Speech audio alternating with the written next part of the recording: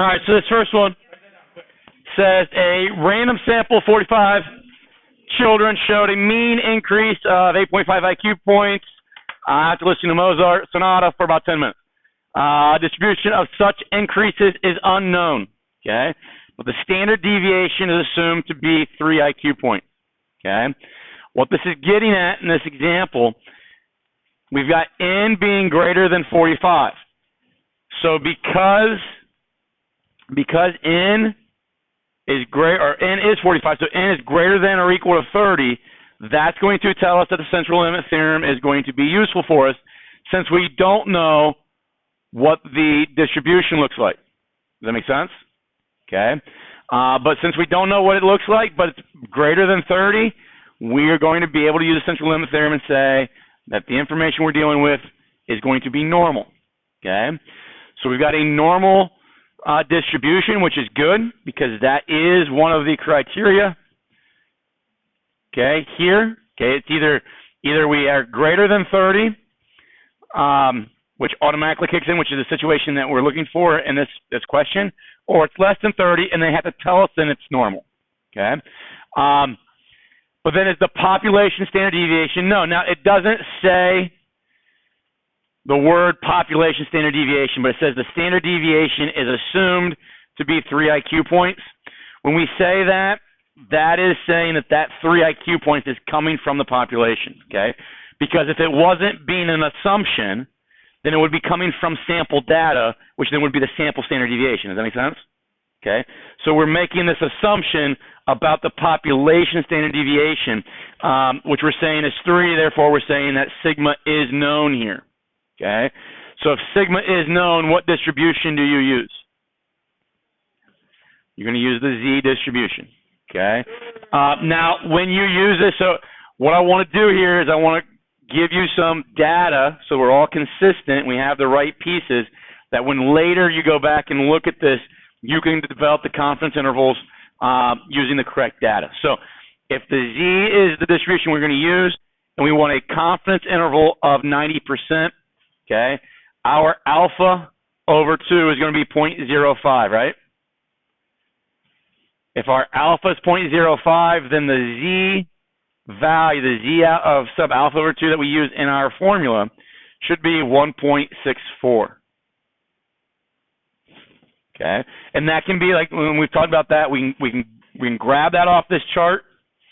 I've got my z table here. I can find 0.05 in my chart.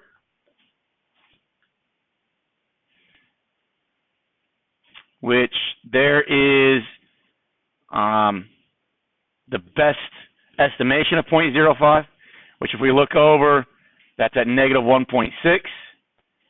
And then this one here, this column is 0.5, and this one's 0.6.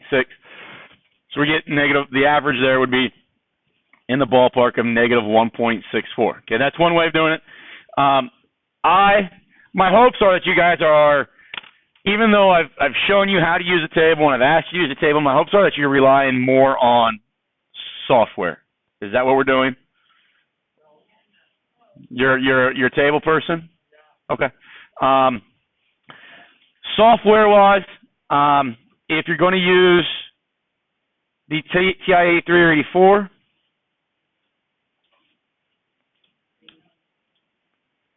and I want to find that 1.64, I'm going to hit second distribution.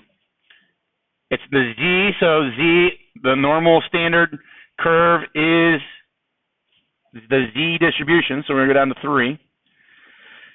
The area we're looking for, so this is the left cumulative area, so basically what is the alpha over 2 that we're looking for here? It's 0.05. You're going to leave these alone, you never mess with those. Hit paste, and there's your 1.64 as well. Okay.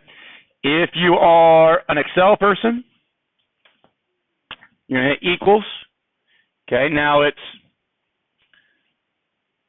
inverse norm, I believe, or is it norm? Okay, it's norm.inv. Okay. And then again, it's the left tail, so 0.05. Mean, we want the mean to be 0. standard deviation to be 1, and there's the negative 1.64 that we were getting with the TI. If you're a Desmos person, I hate Desmos with this because it's not built. It could easily be done, but they didn't build it using like an inverse norm. We don't have that command. But what we do have is an inverse CDF. Okay, CDF is a cumulative distribution function, which is exactly what the idea of these areas being left-tailed cumulative areas when we're asking our TI-83 or Excel to compute this information. So the inverse CDF, now I have to type in what CDF do you want to use? What cumulative distribution function? Do you want the normal one or do you want the t-distribution? So I want the normal, so I'm going to type in normal dist. Spell it right. Okay. So normal dist is going to now, because of the way, if you had me for algebra, college algebra, we talked about composite functions, okay, or functions that rested inside other functions, and that's what is happening here. I'm going to look at the normal distribution function or command, but it's going to be run through as an input for this inverse CDF command. So that's how Desmos works with trying to find the inverse norm function. Okay.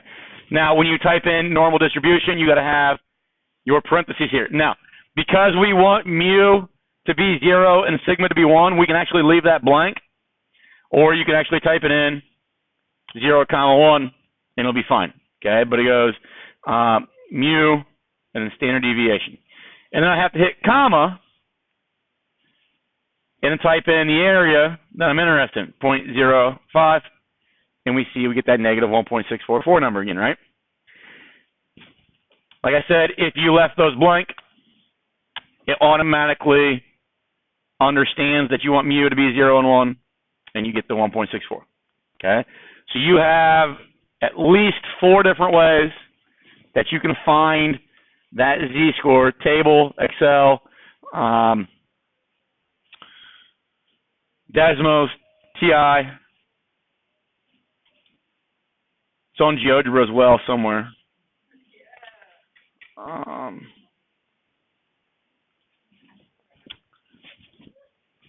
The next question says that the Human Toxome Project trying to figure out the number of toxins in newborns. Okay, so they have a study of 20 newborns. Is that bigger than or equal to 30? No. Okay.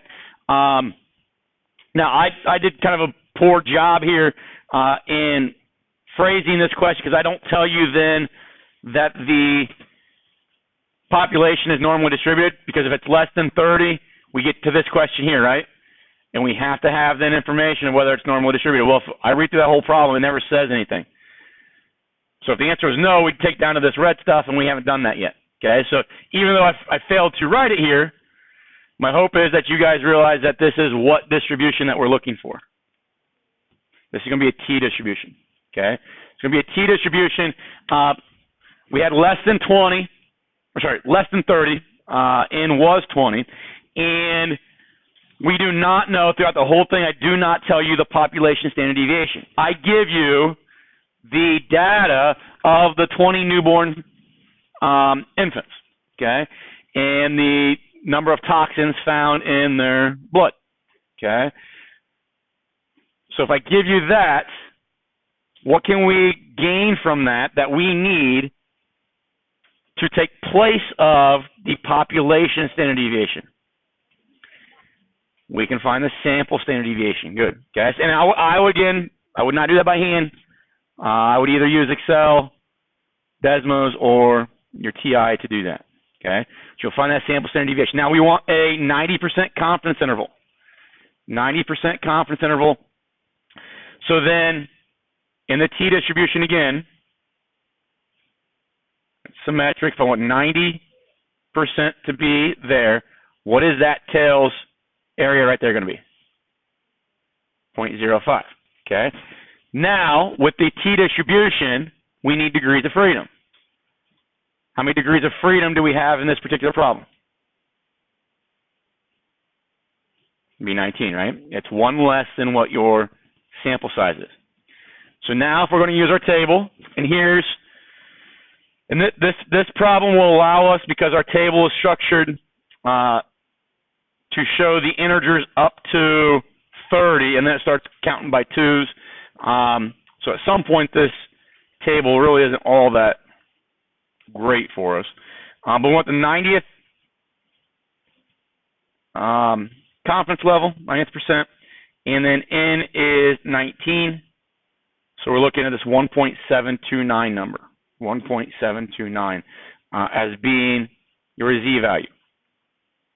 Sorry, t value, 1.729. If you're a calculator person, we can find that by going second distribution again, go down to inverse t. It's going to ask us for just our area and our degrees of freedom. Paste it. Okay, so if your calculator is old enough to where it doesn't take you to that page, you might want to write down that it's the order of the components that you need here. So it's area, comma, degrees freedom. 1.729. Same thing their chart told us. Okay. If you are an Excel person, I always mess them up. It's t.inv. Okay, and then it asks for probability, again, cumulative from the left, and then it asks for degrees of freedom, same 1.729 number. Okay.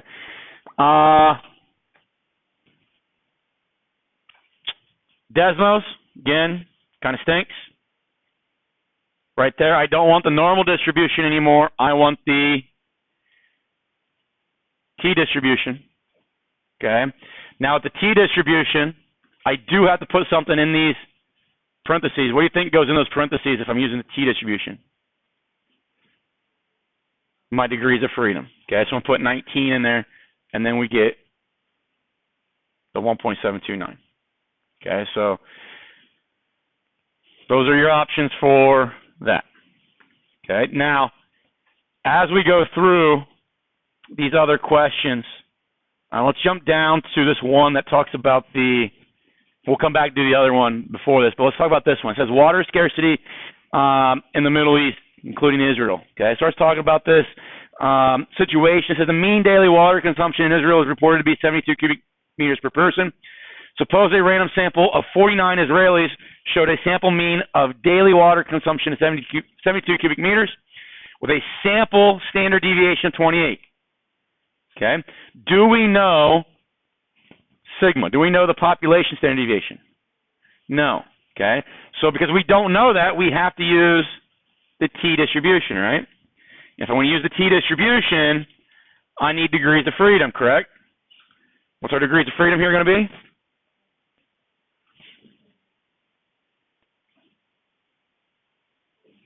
Going to be 48.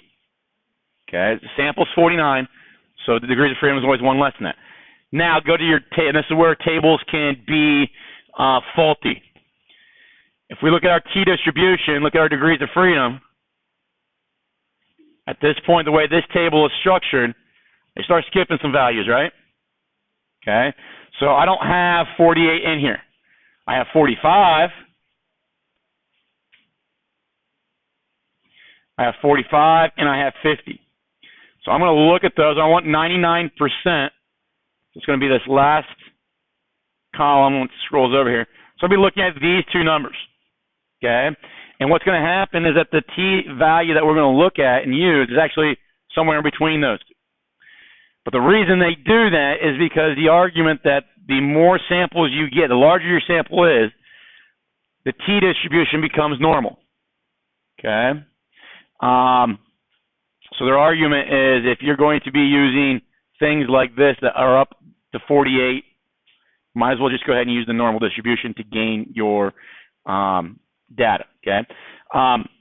However, I don't want to do that. I want to use, because if you really get down to it, and look at, so this is the Z distribution right there. That's the value for a Z distribution for 99th percentile. Okay, 99% confidence level. If we look at like 1,000 for my sample size for a T distribution, it's still off a little bit, right? Okay, so there's still a little bit of discrepancy even with 1,000 things in my sample. So those are just some things to think about. If we're worried about precision, and you have to decide, where are we using this data? Okay, what context? Am I in manufacturing? Am I in medicine? Are we in comparing statistics of athletes, that kind of thing?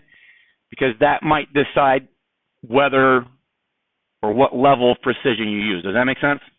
Okay, I would think that if I'm working in the medical field, probably want a little bit more precision than I would if I'm a general manager looking at statistics for deciding a contract for an athlete. Okay, so just things to kind of think about. If we want to use the calculator to do the T distribution, because 48 is not on that table, it's not that difficult to grab one of these. Let's hit second enter. We want 99%, so this is going to be 0.005 would be the left tail then, because we got 1% for alpha then. And then degrees of freedom, fill that in as 48. And the T-score would be 2.68. 2.68, which, going then back over here,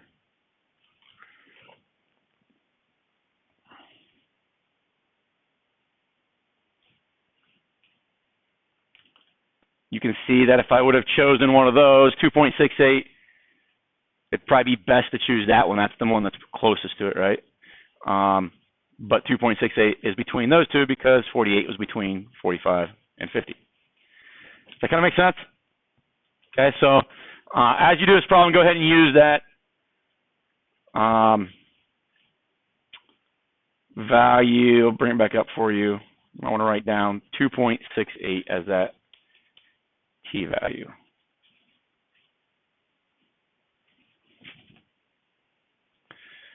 The question above it says, suppose you do a study of acupuncture to determine the effective or how effective it is on relieving pain. You measure sensory rates of 15 subjects with results given.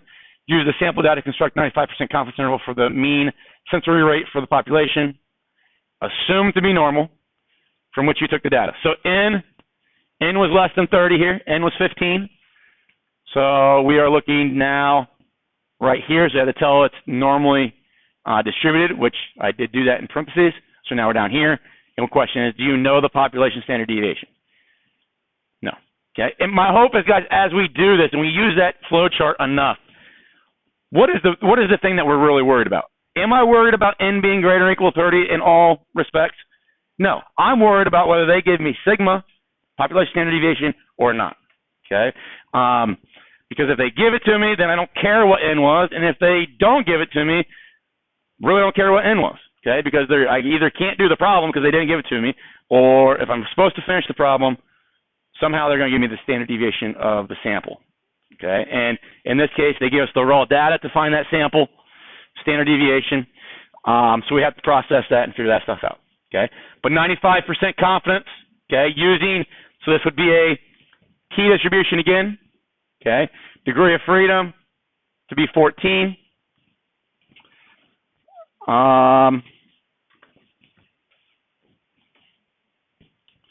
95, so we'll use the table here. 95, degree of freedom, 14, so we're looking at 2.145. 2.145.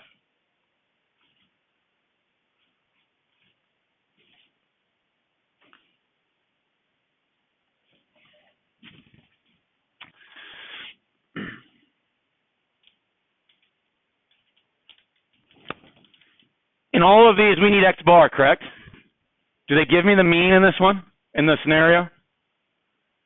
No. But do they give me the sample data to find the mean? Yeah, so you'll have to process that stuff as well.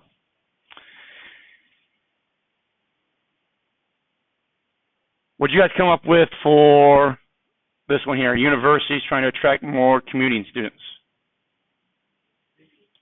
That is a Z distribution. Okay.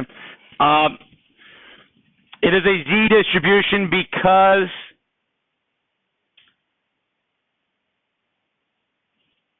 they tell you that right there. Assume standard deviation of the population is 3 miles. Okay. What did we say previously is the basis of us basically saying that we can assume population standard deviations? Because usually we don't know those things, right?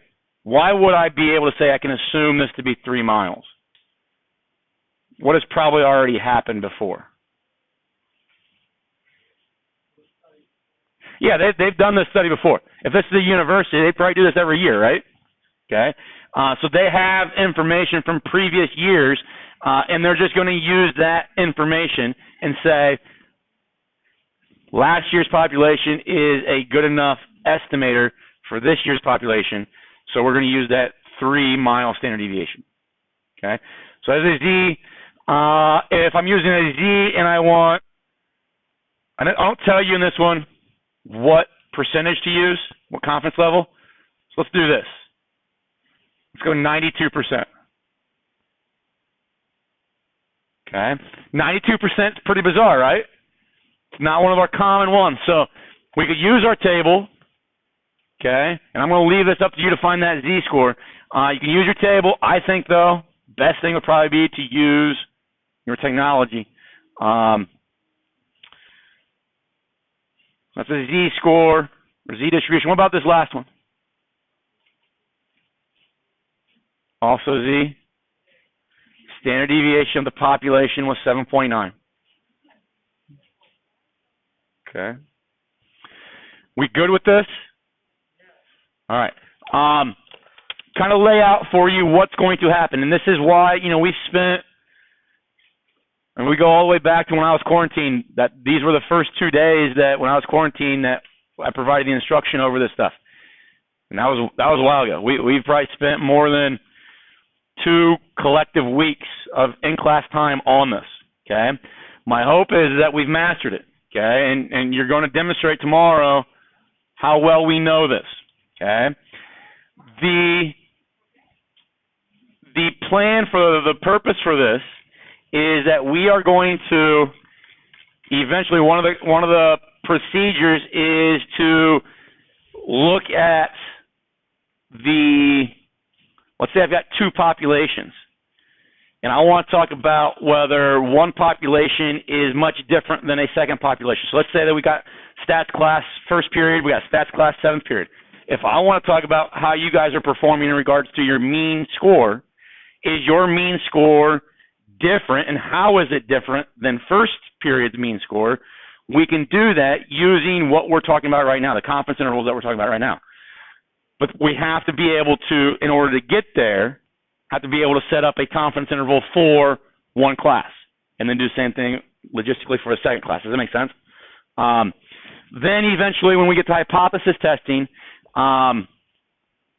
we're going to have to understand what these confidence intervals are doing, what they're providing for us, how we're finding those Z-scores and T-scores, and then how we can then use that information to actually make a statistical decision, okay? And that's what happens in and I think a college stats course, which this is being taught as, obviously you teach how to do this stuff by hand, but then we'll use technology to actually do the calculations for us, to find the information for us, and then we have the responsibility to say, okay, now what is the data telling us? What are these calculations telling us? Where if you go back to like Algebra 1, Algebra 2, even college algebra, sometimes we did the work, circle the answer, right? Now we're going to do the work or have software help us do the work. We're going to get an answer, but now we have to say, okay, what does that answer tell me? Essentially what we do is we say we either reject or accept a null hypothesis. Meaning that if I were to give, let's say we had a study and we were trying to test maybe a supplement on athletes' energy levels, okay? And do a control group, and I give a treatment group, okay? So a control group, I give placebo. Treatment group, I give the supplement. And however we determine what their energy levels are, how we quantify that, we record that data from those individuals in both groups. At the beginning of that study, I'm going to have a hypothesis as the researcher that this supplement is going to increase performance or energy by whatever percent, okay? That's my hypothesis. Then I have something called a null hypothesis, which is ultimately kind of the opposite of that, okay? Does that make sense? I go through the data, let the data tell the story about what's going on with these two groups, and then that data is either going to align with me accepting my null hypothesis, which if I accept the null hypothesis, it basically means you accept that the supplement didn't do anything for performance or energy levels, okay? But if I reject the null hypothesis, that means if I reject the null hypothesis, I have to accept my original hypothesis. Does that make sense? Which means that my original hypothesis was that the supplement did increase energy levels. That's where this is leading us to. But if we don't understand this stuff with confidence intervals and how we use these tables, finding standard deviations, samples, of samples in populations, that kind of stuff, that is going to be a very difficult task. Does that make sense? That's why we spend so much time on this. What I'm going to do, I'll remind you this on Friday. Friday is our e-learning day, right? Okay. I am going to send out to you a reminder that on your e-learning day, you are going to go back through these questions and finish them. Okay, that will be your assignment for the e-learning day. If you want to start that now and be done with it and not have anything that day, that's fine. But I want those completed on Tuesday. I'm going to somehow collect that information from you on Tuesday, whether I take those papers from you, set something up to where you can report your results, whatever. But those are going to be due on Tuesday at the beginning of class. Does that make sense? Tomorrow in class, you're going to demonstrate what you know about Z and T distributions. Huh? Why? You want to quiz tomorrow?